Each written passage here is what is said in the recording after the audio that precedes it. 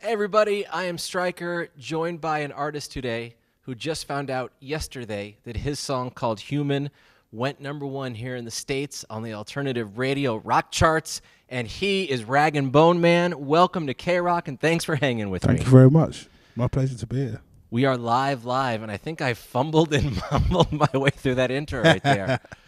So we're here in LA, and I noticed you got the Lakers hat on. Yeah, Did you see them recently? I did. I went to see them last night.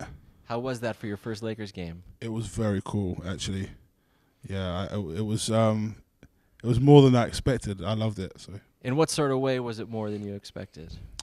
it's very grandiose, and it's I've been to a lot of football games in the UK. It's not quite the same seeing like Millwall or Brighton play football. Right. It's huge, and it's a lot of energy. And everything is a show from the second you get there until Yeah, the very exactly, end, right? exactly. And I kind of didn't expect that, but it was cool. It was kind of overwhelming. Just so you know, okay, I'm born and raised in LA. The Lakers are my team, but we Okay. stink right now. Yeah, We are not good at all, and it's very upsetting because it's like 4 years in a row. It seems like they're tanking on purpose so we can get good draft picks. We just Yeah. want the team to be better. you guys have got a young team at the moment, though, haven't you? Very young team. Yeah. Do you feel like it's maybe slightly inexperienced, and that's the reason? It's not just I think that they have just picked the wrong players and made the wrong Okay. trades and signed the wrong people. Okay. So I'm just curious, when you were starting out and things started going well for you in the UK, was the US even on your mind? Like we're gonna do great in the US. Where was the thought process on that? I think for any artist coming out of the UK, the US is such a different beast to attack, so to speak. It's very different in the way that you kind of attack the UK in terms of audience. I don't mean attack in a violent sense. I mean, Right. but it's very different. So the prospect of that is kind of scary because it's so big, and we're a very small island. Right. So all of our kind of stuff bases around these very small amount of TV shows or radio and stuff like that. So it works very differently. So coming over here, it's daunting, I think is the right word, I guess. And when you're starting out as an artist, so bands that are from LA, they want to sell out the Roxy out here, and then they want to go to the Whiskey, and they want to build up a fan base here. Yeah. And if the band is lucky, maybe they'll go to San Francisco or Okay. San Diego. And if they get even more lucky, they're going to go to New York. So when you're a new artist in the UK, what are the initial goals for gaining your fans? I think, I started in pubs. Okay. So to like really, really small amounts of people. And then I've kind of had the goals of playing at different venues at different times in my life, And so when I first started out, the venue was like the Concord 2 in Brighton is like a 600 capacity venue, but everybody wants to play there, And I remember the first time I got a break, I was supporting Pharoah Monch playing at the Concord 2, and that was like, at the time, that was my goal, and I was like, yeah, I'm on stage at the Concord, you know? And then it gets to, you do a few shows in London, and then, you want to play like in Brixton in South London. And then now we're playing a venue called Shepherd's Bush Empire, which is like a prestigious, like 2,000-3,000 capacity venue, which is somewhere that I never even had on my list to start off with. Wow. Do you know? Yeah. So it wasn't even a thought in my mind to play that kind of venue. So all these carrots, they're kind of dangled in front of you, and Yeah. you chomp on that carrot, and then Yeah. there's one there, and it just keeps on going, and you're doing it. When you're opening for some of these artists at the very beginning of your career, and it still is the very beginning of your career, but when you Absolutely. were not that well known, what are the nerves like going in to win over a crowd that may not know you going into it? It's kind of scary, but at the same time exhilarating, Yeah. because you're stepping in front of a crowd that isn't yours. So I kind of like that, because when you're doing your own shows, people have come to see you. At the time, the people that came to see me were like 50 people, So going to a venue like that and standing up in front of like 600, I don't know, De La Soul fans or whoever it was at the time, was like, this is crazy, because I'm standing in front of a hip hop crowd and I've got to sing these songs. You said De La Soul, right? Right? That's who you mentioned? Yeah, yeah. Yeah, I mean, one of the greatest American hip-hop Yeah. bands, influencers, all For that. sure. Then you got guys like A Tribe Called Quest, Diggable Planets, NWA to PE, KRS-One, the list goes on and on. All those American bands. Did any of those, or maybe I'm not mentioning some, inspired you, or For sure. ones that you like growing up? Yeah, I mean, I got into hip hop when I was pretty young. I think when I was about 13, I was listening to like Cool G Rap. Oh, wow. And KRS-One and Big Daddy Kane, Yeah. and Master Ace, all those guys. But I think my friend used to make me mixtapes, and I didn't really know about Southern hip hop. And the first time he played me Outkast, that changed things for me because of the production and stuff. So it was so different to what everybody else was doing, and I don't know if they realised how innovative they were being at the time.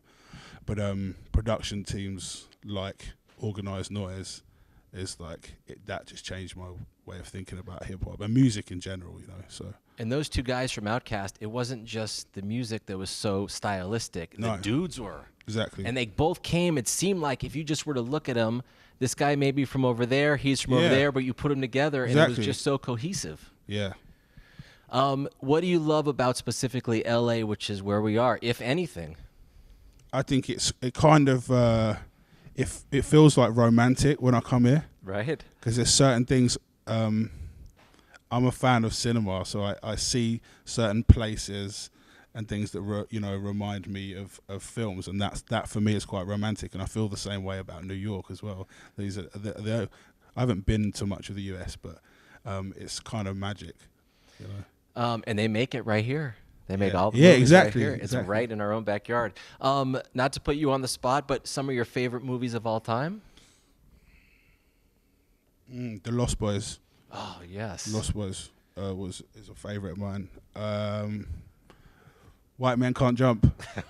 I was a big fan of that as a kid. We It could go to changed. Venice Beach. It's 4 Yeah. miles from Yeah. here. It's right down For there. real, yeah. Yeah.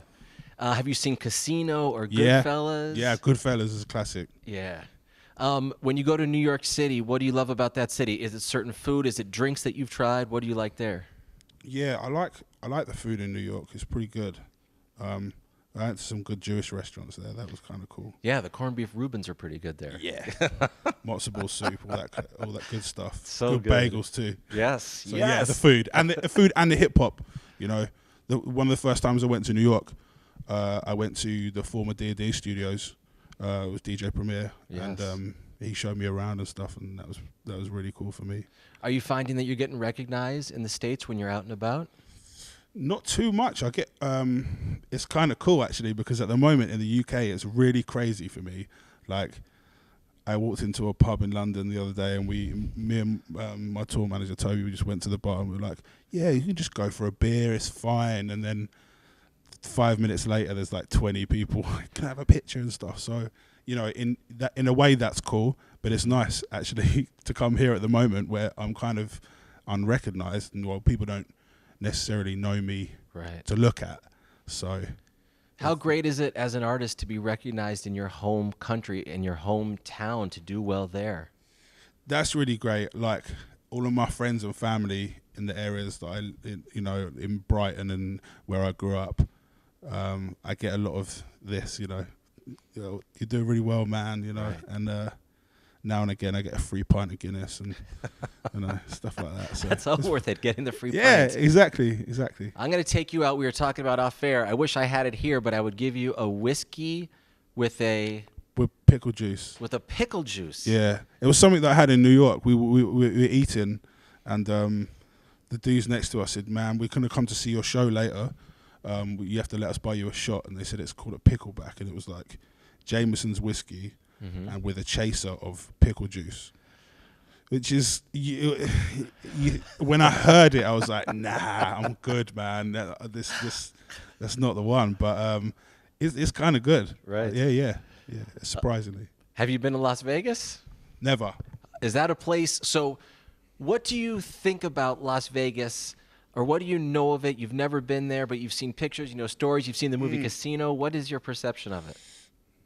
Well, it seems to me it's like a crazy party town. That's right. that people go to for like a few days, right? It's not. It's more like a 24 to 48 hour Yeah, place. that's what I've heard. Yeah. So I guess it's probably kind of a dangerous place to go. Not actually dangerous, but you know, you don't want to spend too long there. You might lose control a little bit. Might lose control. Yeah. 100% you're going to lose control. Yeah. You got to take a good squad with you when you go to Las Vegas. I remember that. All right. So not only is Human, the song, done incredibly well worldwide, but as I mentioned right at the top, it is #1 alternative charts here in the States. Do you consider yourself an alternative artist? Yeah, I guess so. I mean, I don't really know what alternative means these days. It's kind of Right. the lines are kind of blurred, aren't they?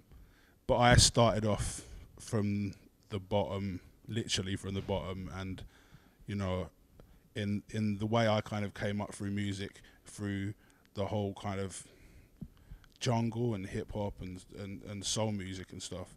I did it myself, so it feels like, yes, it is alternative in that sense that I've been on the underground for a long time, you know. So I guess so, yeah. You're not just a man that fit a suit and someone handed you lyrics in a song and you went in a Nah. studio for 10 minutes. It's the opposite of that. No, I'm 10 years deep in music, so 3 EPs, the full length, Yeah. right? yeah. And let's talk about the record. It debuted huge all over the place. It's doing great in the UK. It was a bigger debut than Sam Smith and Ed Sheeran. And I mean, holy mackerel, that's fantastic. Yeah. How about the work that goes into putting in a full length? Can you talk about that a little bit? It's for me was quite a long process. The end part mainly, the writing part, it didn't feel like to me took that long, but it was the part which was heartbreaking at times, and it kept me up at night. Was the things that you don't think about when you're making an album is when you've got this massive body of work and you've got to get it down to this amount of songs, and you have to be kind of ruthless, you know. When you're picking songs, you're like, I really want this one, but this one doesn't seem to fit, but I love this one as well. So that was kind of difficult. And Who helps you do that? Who helps you narrow down the songs? nobody can help you do that, really. No. So in the end, you have to kind of draw a line in the sand and go, no, that's enough. Like, it's done now. And then stuff like the artwork is really important to me. So that was kind of a lengthy process in finding an artist, a friend who's an artist that I really loved, and explain to him how I saw the project looking, and you know, and how I wanted everything to look. And he did that, but obviously that takes quite a lot of time too. So yeah, it feels like it took a long time, but Talk about being on stage and how long it took, or maybe it's still happening, to just feel like you own a stage when you're performing in front of a live crowd. there are times where I've kind of felt that I belonged on stage. Like over the last couple of years, I felt like finally, like, I stand there and I'm like, I deserve it, because I feel like I've put all that work in. And I was very, very shy for a long time on stage, and I still am at points. And I look out and I see a lot of people, and it's like a really daunting thing to see that many people. But then they'll do something, like sing a certain lyric that like really means a lot. That one kind of line that you're like, oh wow, they get it, and then that sort of fills you with this feeling of kind of almost grandeur, like, right. You know, you feel like a giant on stage. I mean, I am kind of a giant, but but you know, figuratively speaking, like I feel like a giant, you know, and that's a beautiful thing. So That is. All right. We're going to wrap it up right there. Congratulations on Thank you, everything man. you've done. As you said in this interview, it just didn't happen yesterday. This has been a slow climb. You are dominating everything, and it's inspiring to see, man. thanks, dude. You got it. He is Rag and Bone Man. By the way, if you're just watching this now, he'll be on the Ellen DeGeneres show tomorrow. The album is called Human. He'll also be at South by Southwest. And him and I, one day, will be in Vegas at the same time, drinking some sort of Shirley Temple with possibly alcohol in it. Rag and Bone Man, it is Stryker. Thanks for watching, everybody.